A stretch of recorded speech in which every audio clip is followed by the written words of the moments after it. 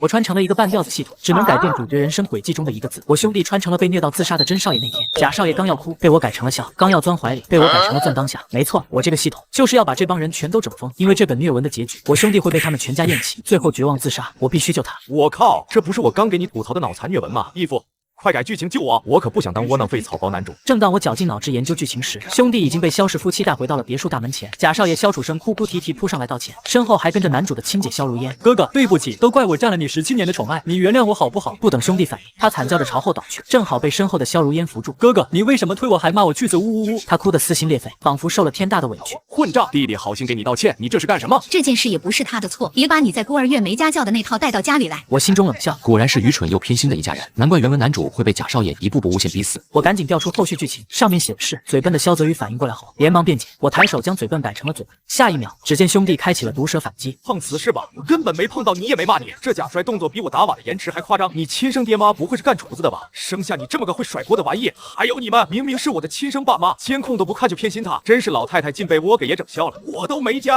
哪来的家教？这演技扎堆的，是哪个戏精培训班出来的？说出来我避避雷！全家被他粗鄙的反击震呆了。我继续翻看后面的剧情，我连忙把哭改成笑，怀改成了当。下一秒，只见萧楚生突然捂着脸发出桀桀大笑，然后一下钻到了萧府的裤裆下。哈哈哈，哥哥，我知道你心里有气，你要打要骂冲我来，哈哈哈。画面极其诡异，极其辣眼。好兄弟，该你表演了。兄弟学着他刚才绿茶的样子。弟弟怎么笑了？原来你是在开玩笑吗？一个玩笑就能让你们全都偏心他，我还是回孤儿院好了。说着，他紧咬嘴唇，满脸委屈就要转身离开。乖儿子，别，刚才是我们错怪你了。胡闹，快起来！我翻看后续剧情，灵机一动，将抱着改成了举着。只见萧如烟一把将地上的萧楚生拉起来，像发了狂的母金刚一样将他横着举过头顶。是不是你故意刺激我弟弟，害他变成这样的？说！被他举过头顶的萧楚生都快吓尿了，还以为萧如烟是在问他。呜呜呜！我错了，姐姐，我不该假装摔倒污蔑哥哥，放我下来好不好？萧氏夫妻目瞪口呆，兄弟感动地看向萧如烟。姐姐，原来你这么护着我啊，我好感动，果然咱俩才是亲生的姐弟啊！萧如烟回过神，尴尬地想将萧楚生放下来，却因为力竭将他摔到了地上。萧楚生痛呼一声，却没人理他。萧如烟呆呆看着双手，不知道自己刚才怎么了，更没想到向来清纯乖巧的养弟竟然会真的承认自己的心机。萧父命人调取了大门口的监控，却发现监控竟然早在2天前就坏了。萧楚生松了口气，看向兄弟的眼神多了几分忌惮。他没想到这个哥哥竟然和传言中的唯唯诺诺好欺负不同，自己刚才中了邪一样，身体不听使唤，一定跟他脱不了关系。想到这，他决定以不变应万变，又走了原剧情这场戏的收尾。装晕，我手一挥，将放声大哭改成放屁大哭，爆改成了善。下一秒，画风突变，萧楚生捂着心口大哭，身后发出了一连串的屁声，阵阵恶臭飘到众人鼻尖。兄弟早有准备，捏着鼻子跳到了3米外。弟弟你怎么能当众放屁？简直有辱斯文！听这声加汤带水的，怕不是拉库里了吧？萧父萧母闻言嫌弃的后退几步，萧楚生又气又怒，尖叫着两眼一翻，真的晕了过去。身后的萧如烟被浓重的臭味熏得想逃，身体却不听使唤上前，抬手左右开弓扇着他。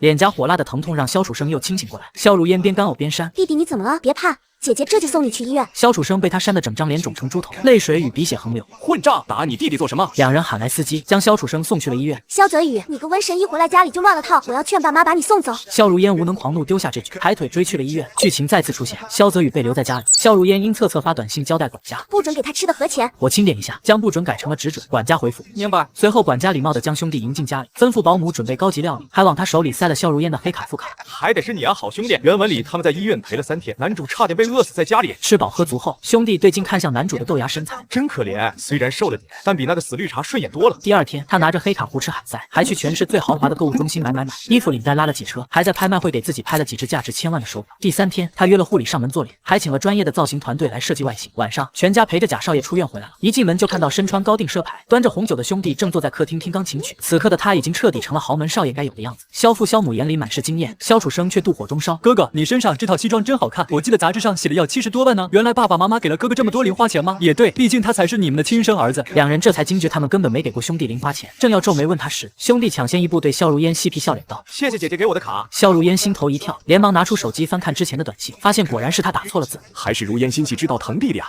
我还是第一次见小姐这么关心楚正少爷以外的人呢。小雨少爷，你真有福气。萧楚生瞬间破防，却碍于绿茶人设不能发作，只得抹着眼泪黯然的回了自己房间。落寞的背影看得3人有些心疼。小雨，楚生他被我们养的性格骄纵了点，以后你这个哥哥要多照顾他一些啊。好的，妈妈，我一定好好照顾弟弟。接下来的日子，萧楚生果然像原文一样，处处想栽赃陷害我兄弟。楼梯剧情里，我将倒在改成倒立，他瞬间身体360度旋转，双手撑在地面上疯狂晃悠，就是不倒。哥哥他不是故意推我的，你们别怪他。护腿受重力影响，整个掉下来，露出了他满是黑色腿毛的毛裤。全家瞬间忘了他刚才说的话，怒斥他成何体统呀，弟弟，你这是做什么？别给自己扇感冒了。萧楚生终于力竭，狼狈摔倒，但他依旧不死心。饭桌剧情里，我冷笑着将切下改成咬下，只见萧楚生突然瞪眼，嘴巴张到最大，朝蛋糕狠狠咬下，整张脸糊满了奶油，然后在全家惊恐的目光中，将嘴里的蛋糕吐进兄弟的盘子里，还不忘说辞：“哥哥，你是不是嫌弃我，所以才不想吃？”不等兄弟说话，全家斥责萧楚生不讲卫生，萧父罚他一人将整个蛋糕吃完。眼见家里不行，萧楚生又打起了学校的心思。学校里，他对自己的阔少兄弟团哭着卖惨，说他差点被找回家的哥哥欺负死。富家少爷们气得当即表示要替他教训萧泽宇。原剧情里，萧泽宇第一天去学校就被这些少爷冷嘲热讽还孤立，因此不肯去上学，又被萧父狠狠教训关了禁闭。我翻出剧情，将走改成跪，萧楚生突然扑通跪在地上，在众人愕然的眼光中西行着来到兄弟面前，仰头念出了那句台词：“哥哥，他们也是心疼我才会这样，你别怪他们。”众少爷被他这副窝囊又丢人的模样惊呆了。好家伙，搞了半天你是个爱母，亏我姐姐还夸你帅气大方，原来是个胆小的软骨虫。我要劝他重新考虑联姻对象。萧楚生被少爷团孤立，彻底慌了。新剧情写到他蹭的起身，对萧泽宇大叫道：“你笑什么？别以为你这个贱小子能抢走我的联姻机会！”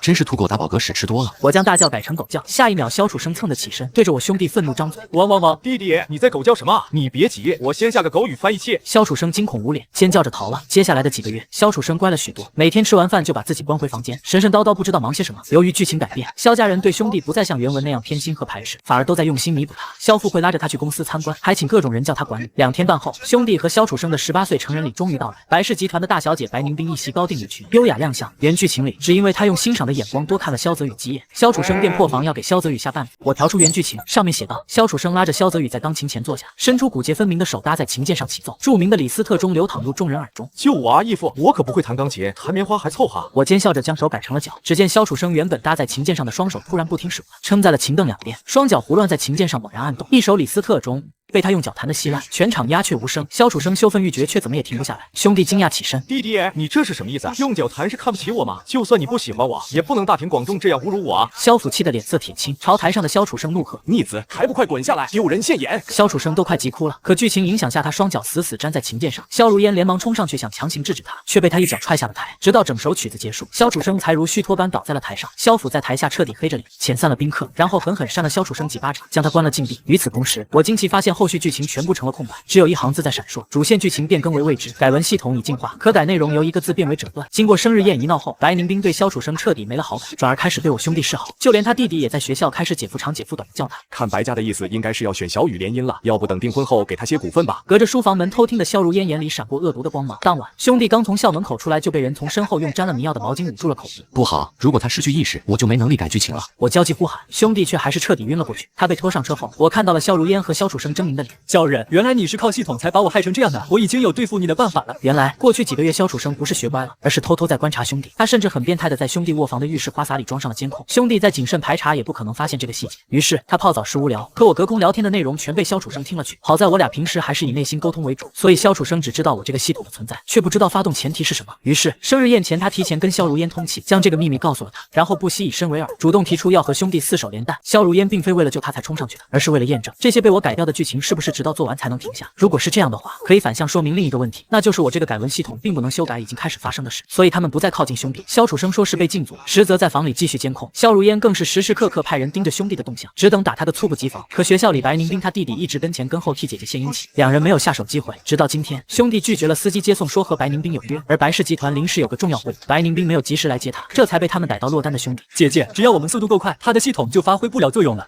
只要生米煮成熟饭，我们拿到证据，他别想再翻身。萧如烟狞笑着举了举手里准备好的录像机，车子行驶到一间废弃仓库后，兄弟被2个大汉拖了下来。就这吧，快开始，尽情玩，别玩死就成。姐姐，他这样跟死了一样不配合，会不会被怀疑啊？是萧小姐，我们车上有些能让人主动的听话水，要不把他弄醒灌下去，这样拍出来的才更真实。行，动作快点。两人连忙去车上找药。萧楚生蹲下身，啪啪2巴掌扇在兄弟脸上。等今天过后，所有人都知道你是个死0号了，白宁冰不会再喜欢你了。也许是我一直在脑海心急如焚的呼唤，加上萧楚生这夹杂恨意的2巴掌，兄弟终于醒了过来。你们要做什么？他惊叫出声，发现浑身酸软，动弹不得。此刻2个大汉已经捧着听话水凑了上来。不做什么，和你这细皮嫩肉的小白脸玩一玩。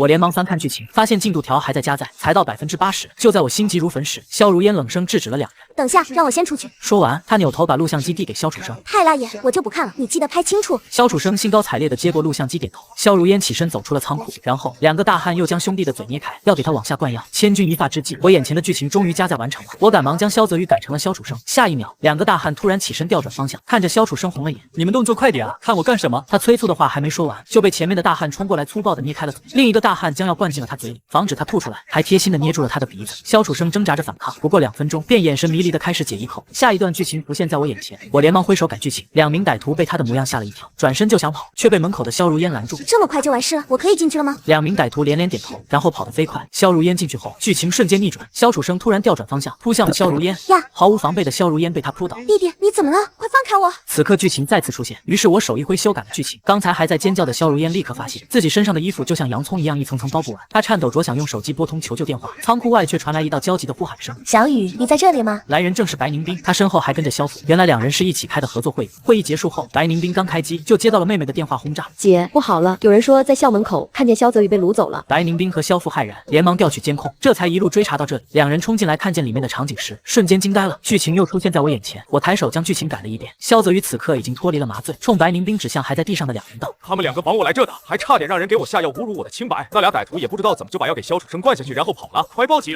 萧父这才察觉到旁边叠在一起的萧楚生和萧如烟，他大骂着：“你们做什么？真是有伤风化！”然后捡起地上的木棍朝萧如烟和萧楚生狠狠打下。萧楚生头一弯晕了过去，萧如烟还想装可怜辩解，却被一棍打在身上，痛得只能哭。好兄弟，还是你给力！兄弟在心里夸赞我一番后，顺势倒在萧父身上哭了。爸，姐姐和弟弟为什么要害我？我还是回孤儿院去算了。别说傻话，是那两个混账的错，我会好好教训他们，替你出气的。兄弟，看来男主他爹终于要大义灭亲了。可话没说完就被狠狠打了脸。萧父夺过白宁斌要报警的手机，沉声道：“家丑不可外扬，这事传出去对我们两家影响都不好，不如私下解决算了。”白宁斌沉吟一会，觉得有道理，转身对我兄弟道：“小雨，他们毕竟也算你的家人，萧叔叔说的有道理，不如别报警了。”我操！本来我还觉得她长得漂亮又有钱，还会照顾人，还想给她一个机会呢。嘿！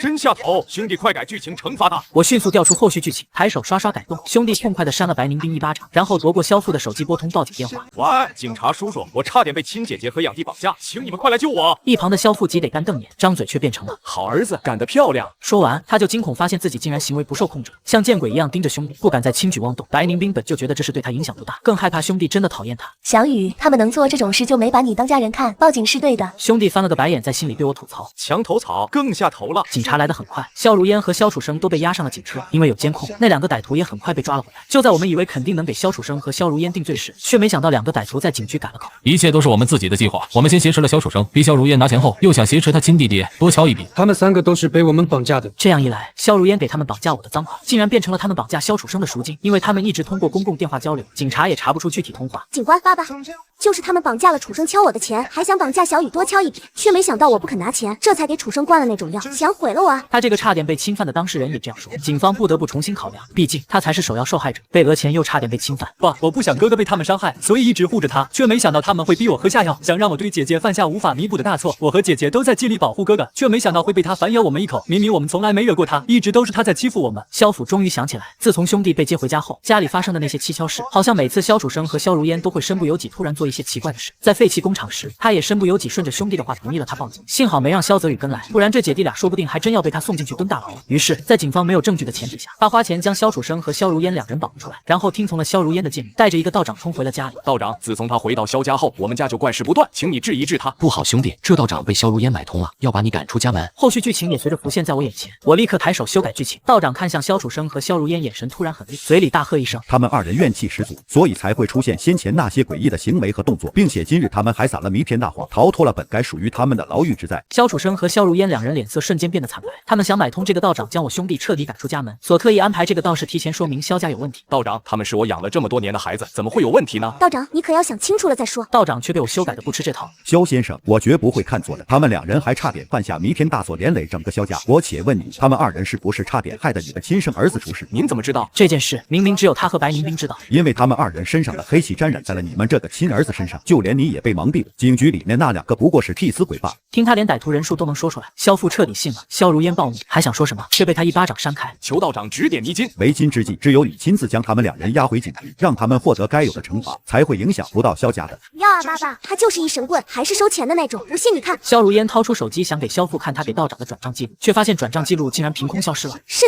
你和这个臭老头联合起来整我们是吧？姐姐，我怎么听不懂你们在说什么？我根本没机会接触这个道长啊！难道真如他所说，是你和弟弟找人绑架的我？小雨他在家一直和我在一起，连手机都没碰过，怎么可能和这个道长有关系？此刻知晓警局剧情的我终于有机会篡改。不过2分钟，警方便打来了电话。萧先生，2名歹徒改口招供了，绑架案确实与萧如烟和萧楚生2人有关。萧父再也不迟疑，连忙应声：好的，我这就把他们押过来，不劳烦你们跑一趟了。然后迅速喊来保镖，将萧如烟和萧楚生送回了警察局。最终，警方调查清楚了2人的罪行。萧如烟作为直接主谋，被判了5年有期徒刑；萧楚生作为从犯，被判了2年。2名歹徒也被没收所有赃款，判了4年。至此，我和兄弟成功改写了原文男主的悲惨结局。萧父公开表示和萧如烟、萧楚生断绝关系，将萧泽宇列为了唯一继承人。白宁冰捧着鲜花来看望兄弟，却被他冷声拒绝。不谈下头女，勿 Q。当晚，我和兄弟在梦境中看到了书里真正的萧泽宇，他笑容灿烂，朝我们道谢：谢谢你们，让我改变了原本悲惨的命运。不客气。在睁眼，我俩回到了达瓦的那个深夜。手机一响，我俩同时收到了银行卡发来的消息：您的账户存入1000万元，这是剧情修正奖励。我俩相视尖叫出声，2000万，发财了，发财了！从此，我俩过上了不再打工的躺平人生，拿着2000万到处旅行，享受真正属于我们的自由。愿世界再无伟人虐文。